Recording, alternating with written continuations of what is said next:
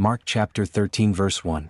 Then as he went out of the temple, one of his disciples said to him, "Teacher, see what manner of stones and what buildings are here." And Jesus answered and said to him, "Do you see these great buildings?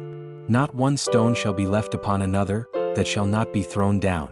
Now as he sat on the Mount of Olives opposite the temple, Peter, James, John, and Andrew asked him privately, "Tell us, when will these things be?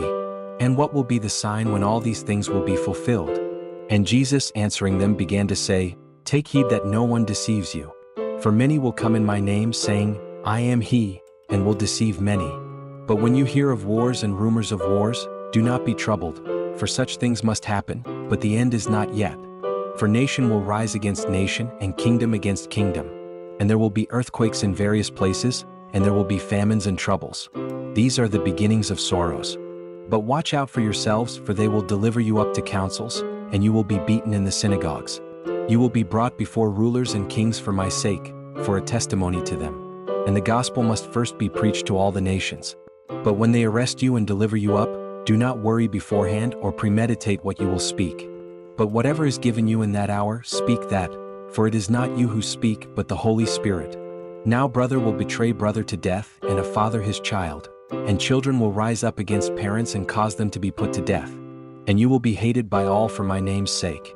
But he who endures to the end shall be saved. So when you see the abomination of desolation, spoken of by Daniel the prophet, standing where it ought not, let the reader understand, then let those who are in Judea flee to the mountains. Let him who is on the housetop not go down into the house, nor enter to take anything out of his house. And let him who is in the field not go back to get his clothes. But woe to those who are pregnant and to those who are nursing babies in those days. And pray that your flight may not be in winter. For in those days there will be tribulation, such as has not been since the beginning of the creation which God created until this time, nor ever shall be. And unless the Lord had shortened those days, no flesh would be saved. But for the elect's sake whom he chose, he shortened the days. Then if anyone says to you, "Look, here is the Christ," or, "Look, he is there," do not believe it. For false Christs and false prophets will rise and show signs and wonders to deceive, if possible, even the elect. But take heed, see, I have told you all things beforehand.